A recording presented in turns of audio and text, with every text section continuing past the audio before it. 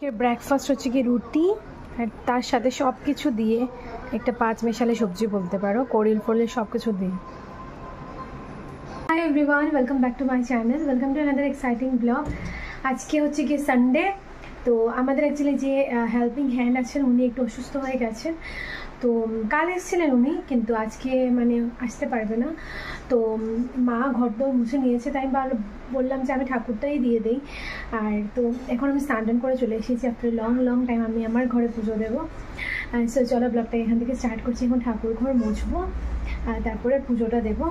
So দেখতে থাকো, আজকে সঙ্গীতাও আসবে, তো আজকে পুরো দিনটা তোমাদের সাথে শেয়ার করতে নিয়ে নিয়েছি। কি বড় বড় দেখো তুলসী গাছগুলো, মানে পাতাগুলো আর কি।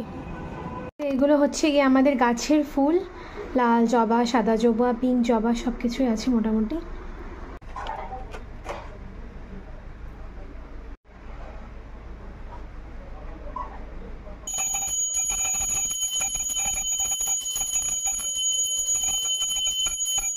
আমার মুখ দেখো, ঘেমে পুরো ঘা হয়ে গেছি, এত গরম ঠাকুর ঘরে। চলো একটু মণ্ডপে দেখিয়ে আসি।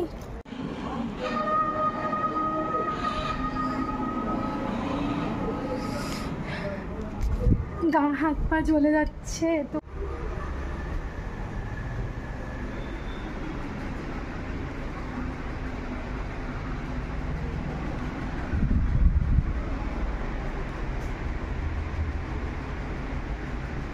না কার কেমন লাগে, কিন্তু আমার এই যে ধুনার যে স্মেলটা, ধূপ আর ধুনার যে স্মেলটা টিকির সাথে, যেটা এটার স্মেলটা এত ভালো লাগে। আর মানে এটা না দিলে যেমন মনে হয় পুজোই দেওয়া কমপ্লিট না।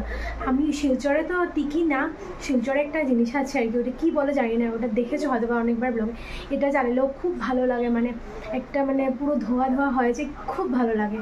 আর এখানে তো টিকি আছে, তো টিকি জ্বালিয়ে দিয়েছি, বেশ ভালো লাগছে। এই যে ধোয়াটা দেখো কি ভালো লাগছে, পুরো মনে হচ্ছে না ঠাকুর ঘর একটা ভাইব চলে আসে। এই যে লাঞ্চে রয়েছে এই শাকটা, এটা আমার খুবই ফেভারিট এটা শাক। এই যে পটলের একটা ঝোল, ডাল রয়েছে যেটা আমি খাবো না, আর সাথে দই তো রয়েছে, দইটা বের করে না ফ্রিজ থেকে। এই গরমে কিছু খেতে ইচ্ছে করছে না বন্ধুরা, কি বলবো তোমাদেরকে। পটলটা বেশ ভালোই হয়েছে, মা করেছে কিছু একটা টাইপের করেছে, ভাপাও না এক্স্যাক্টলি বুঝতে পারছি না, বাট বেশ ভালো লাগছে খেতে। নিয়েছি এই দেখো কি নিয়েছে জানো, দই আর আম, এটা বেস্ট কম্বিনেশন। আমি ওখানেও খাই কোনো সময় দই দুধ, সরি দই দুধ বলছি, আম দুধ। আজকে খাচ্ছি হচ্ছে গিয়ে আম দুধ। এটা খাওয়ার লাস্টের দিকে এরকম একটা কিছু থাকলে, টক তো কম্পালসারি থাকে, আজকেও ছিল, টকটা খাইনি, এটা খাচ্ছি বলে একটা আলাদাই খাওয়ার মধ্যে একটা ইন্টারেস্ট থাকে, যে একটা লাস্টের দিকে কিছু একটা আছে, টক বা দই এরকম কিছু ভালো লাগে। রৌদ্রের দৃশ্যটা জাস্ট দেখো। এখন আমি হচ্ছে গিয়ে ঘুমাবো।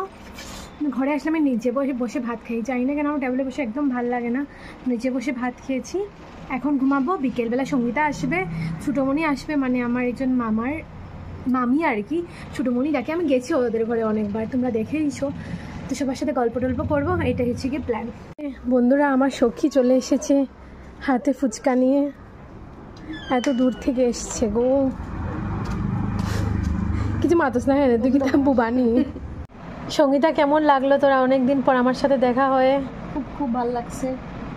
খাসা বাসা নেই না বন্ধুরা, কিছু কিছু বান্ধবীরা আছে যারা সবসময় আমার খবরাখবর নেই, এর মধ্যে সঙ্গীতাও একজন, ওয়ান অফ দেম। না সঙ্গীতা সবসময় আমার খবরাখবর নেই, আমি আসলে ওকে বলি। আর ইভেন কাল আমি মানে ভাবছিলাম যে আমি যাবো সবসময় এসে দেখা করে, কিন্তু তারপরে ও আমাকে বলেছে যে না ও আসবে, মনে আমার ঘরে দিতে চাইছিল না আমাকে। তোর কষ্ট হইতো না না সত্যি বহুত সময় গল্প করছি, মানে বহুত সময় হয়েছে আইসে, তাই ফুচকা উচকা নিয়ে নিয়েছে, 12 মজারটা এখনো রয়েছে এই যে প্যাকেটটা। চলো আমরা একটু গল্প।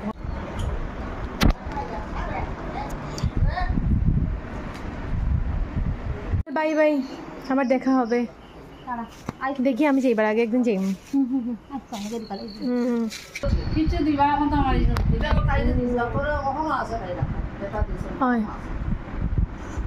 ছোটবেলাকার পুতুল এটা, একে পুরো মানুষের বাচ্চা লাগে না দেখো।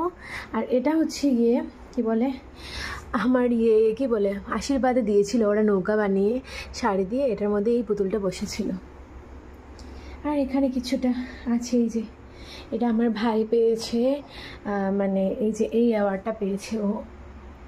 তো এই ফটোগুলো ছিল, পাপা এটাকে মানে বাঁধিয়ে রেখেছে এখানে, ভাল লাগলো দেখে আমারও। এই যে ভাইয়ের অ্যাচিভমেন্ট।